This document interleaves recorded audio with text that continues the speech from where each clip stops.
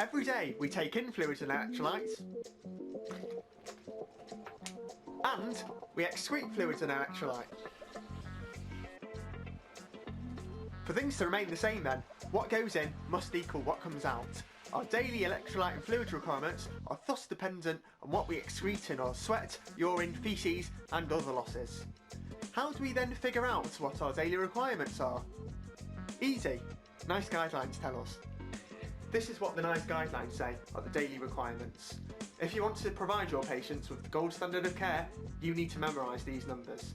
Notice that I've given the ranges too because you need to know those as well for reasons you'll soon see.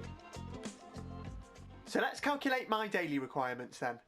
How much do you think I weigh? Let's imagine I weigh 70 kilograms. I don't, but as you can see I'm not far off and it's usually given as the weight for an average male, so let's just use it. That gives us 2,100 millilitres of water. This milk carton holds 4 pints, 2.3 litres, so basically the same.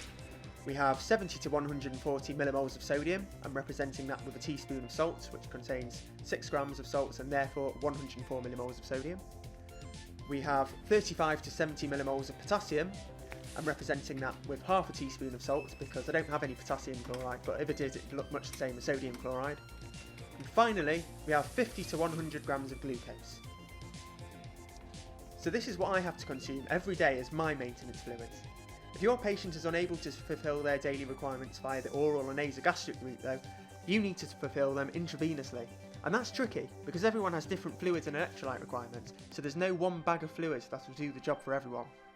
What we have instead is a whole arsenal of different fluids, all with different electrolytes, which we therefore have to mix and match until we can fulfil our patient's requirements. So let's have a look at what's available. I want to emphasise here that you do need to remember the numbers I'm about to give you, but I won't give you any numbers that are irrelevant. Just make sure you do remember them. The most common kind of fluid is 0.9% sodium chloride, known as saline. This has 154 millimoles of sodium, which, if you remember my daily sodium requirement, is loads. Next, we have Hartmann's. People often claim it's more physiological because it's got potassium in. Do you know how much? 5 millimoles of potassium, which is basically nothing.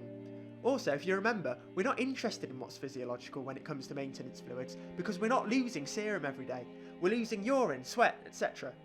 The real advantage in Hartmann's is that it's got less sodium than saline, 131 millimoles. Importantly, much of this is in there as sodium lactate rather than sodium chloride, hence Hartmann's alternative name of Ringer's lactate. Giving less chloride means there's less risk of hypochloremic acidosis, especially in patients who are already acidotic due to, say, sepsis. If you're wondering, no, the lactate doesn't contribute to acidosis because it's got no hydrogen ions. They were replaced by sodium ions, hence sodium lactate. And the lactate itself just gets metabolised by the liver. Next, we have 0.18% saline, 4% dextrose, often known as dexsaline, which has 31 millimoles of sodium and 40 grams of glucose. This is a very good one to use. There's a dexsaline with 0.45% saline, but that's rarely seen, so I won't tell you about it. Last, we have dextrose. Dextrose is basically water with a bit of added glucose. 5% contains 50 grams, 10% contains 100 grams, and so on. Dextrose is hypotonic, so all of that water shifts straight into the cells. That's why you can't use it when you're trying to maintain intravascular volume, as is the point of resuscitation fluids. However, with maintenance fluids, we don't care about intravascular volume, so it's all fine.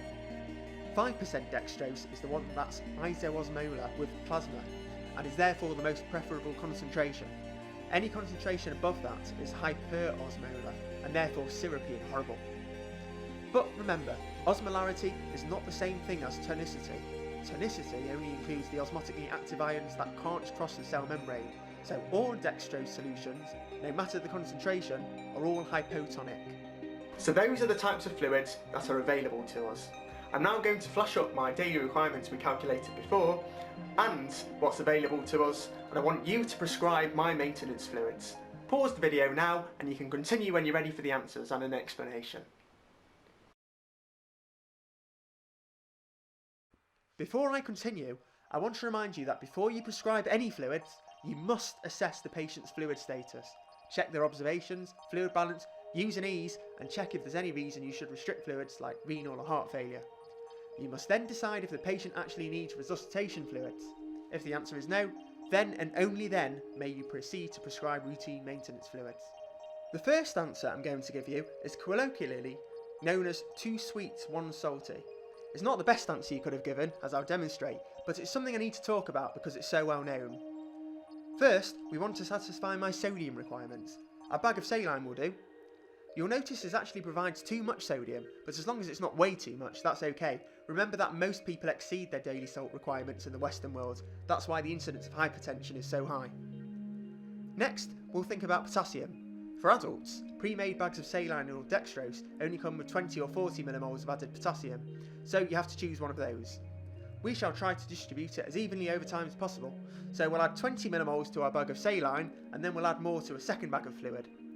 The second bag can't be saline though, or will massively oversalt the patient, so it has to be dextrose, which remember is basically water. We are now within range for sodium and potassium requirements. All we have to do is add more water. So another bag of dextrose, with a bit more potassium, so we're more within range. If we now check all of the requirements, we have 154 millimoles of sodium, a bit much but not bad, and 60 millimoles of potassium, which is within range.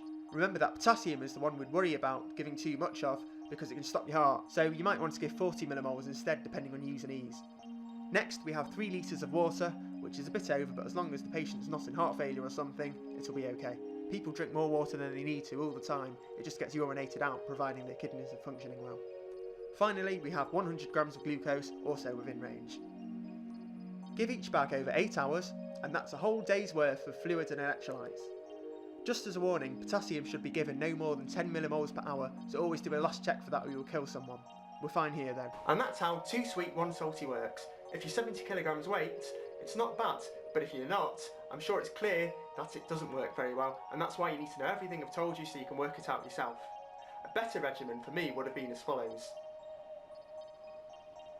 And that gives me 77.5 millimoles of sodium, 2.5 litres of water, and that's more within range of my requirements. It also spreads it more evenly over time, which is always better for the patient. So, in summary, routine maintenance fluids is all about matching the daily requirements of the patient with what bags of fluid are available to you. Your next step, of course, would be to account for any existing deficit, but you would have gleaned that from your fluid assessment that you did earlier, and it depends on your patient, so I'm not going to go into that here. In fact, the last thing I want to talk about, post-operative patients. After surgery, there is a physiological stress response. To compensate for fluid loss from bleeding, the body conserves more sodium in order to retain more water. The requirements for these 2 things therefore decreases. It follows that you need to be very careful giving sodium. For post-op patients then, you should prefer Dex saline or Dex as the first choice of maintenance fluids. Also, the cellular damage incurred during surgery means there's a higher risk of hyperkalemia, so if possible, don't give any potassium. A good rule of thumb is to only give potassium if it's below 4.5. That's the basics of adult maintenance fluids then. If you have any questions, please comment and subscribe for more of these videos, of course.